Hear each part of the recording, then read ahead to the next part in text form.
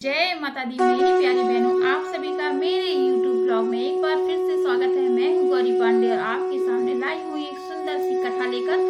जैसा कि हम सब जानते हैं कि 10 नवंबर 2024 को आंवला पूजन है, यानी कि इच्छा नवमी है। तो इच्छा नवमी के दिन हम अगर ये कथा सुनते हैं तो हमें भगवान माँ से बहुत ही अच्छा वरदान, मनचाहा वरदान मिलता है। जो भी इच्छा होती है आंवले के वृक्ष के नीचे अगर हम कह देते हैं उस कथा के माध्यम से, तो हमारी इच्छा भगवान विष्णु पूरी करते हैं। तो इस बार 2024 में इच्छा नवमी है, वो जो आंवला नवमी के नाम से भी जाना जाता है, वो 10 नवंबर 2024 दिन रविवार के दिन है। तो हम लोग सब जानते हैं कि रविवार के दिन आंवले की पूजा नहीं होती, तो इसलिए हम लोग क्या करेंगे, अष्टमी के दिन ही पूजा कर लेंगे। अष्टमी के दिन ही चक्र लगा लेंगे, परिक्रमा लगाने के बाद हम लोग आशीर्वाद ले लेंगे।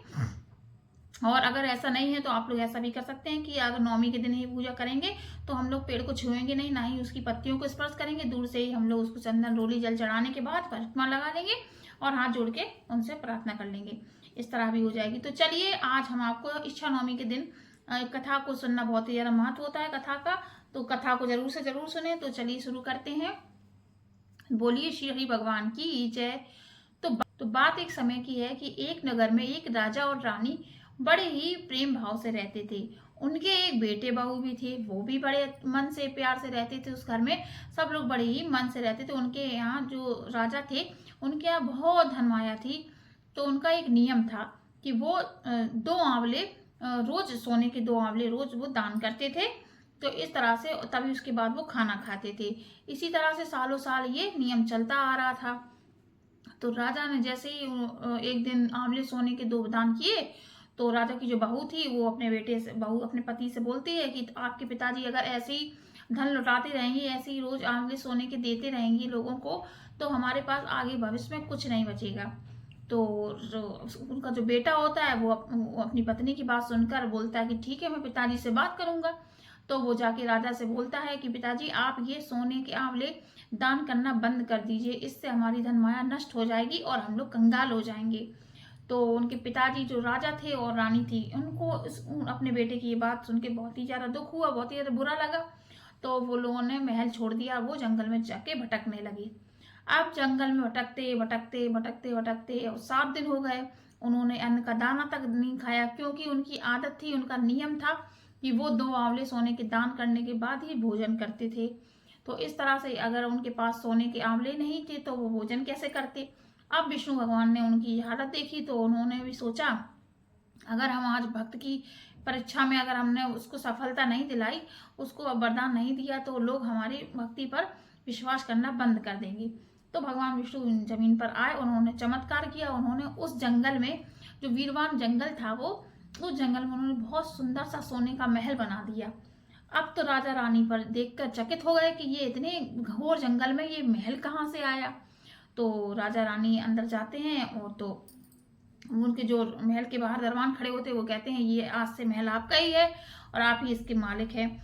राजा को बड़ा आश्चर्य होता है। राजा अंदर चले जाते हैं, फिर वो वहां पे आंवले देखते हैं, आंवले रखे होते हैं। फिर वो राजा उनमें से 2 आंवले उठाकर दान कर देते हैं और इस तरह से राजा और रानी खुशी खुशी इस महल में रहने लगते हैं। इधर राजा का जो बेटा होता है, वो जब से उनके पिताजी जाते हैं तो लोग उनका राजपाट छीन लेते हैं और वो कंगाल हो जाता है। कंगाल हो जाता है, वो भी गली गली भटकने लगता है, काम ढूंढने लगता है। भटकते भटकते वो उसी जंगल में पहुंचता है जहां उनके पिताजी का महल था। पहुंचने के बाद वो सेनापति, उनके जो महल के दरबान होते हैं, उनसे कहते हैं कि हमें आपके महल में कोई काम हो तो दे दीजिए। तो इस तरह से राजा अपने बेटे को पहचान नहीं पाता है, वो उनके घर में नौकर बन के काम करने लगता है। और वो भी बेटा भी अपने जो बाप हैं और अपनी माँ है, उनको नहीं पहचान पाता है। तो इस तरह से एक दिन बहू अपने सास की चोटी हो रही होती है रानी की, तो वो देखती है कि ऐसा ही तिल हमारी सास की पीठ पे भी है। वो रोने लगती है। सास पूछती है कि बेटा तुम क्यों रो रही हो। फिर वो ऐसे से बताती है कि ऐसे से मेरी सास थी, मैंने उनको घर से बाहर निकाल दिया। फिर अपनी उनकी जो सास थी, उन्होंने अपनी बहू को पहचान लिया और उन्होंने उन बहू और बेटे को समझाया कि दान करने से धन घटता नहीं बढ़ता है। तो इसी तरह से हम सबको भी दान जरूर करना चाहिए। इच्छा नवमी के दिन दान करना बहुत ही ज्यादा शुभ होता है, मनचाहा वरदान मिलता है। इच्छा नवमी के दिन हम लोग अगर किसी गरीब की, जरूरतमंद को दान देते हैं तो ये हमारे लिए बहुत ही शुभ होता है। इस जन्म में हमारे सारे पापों को से मुक्ति मिल जाती है अगर इच्छा नवमी के दिन हम लोग दान करते हैं और आंवले की पूजा करते हैं। तो इस तरह से जैसे भगवान श्री हरि ने उन राजा रानी के कष्टों को दूर किया, बेटे और बहू की आंखों को खोला, उसी तरह राजा रानी हम सबके घर के दुखों को, दरिद्र को दूर करें, सुख शांति लाएं, सुख समृद्धि लाएं।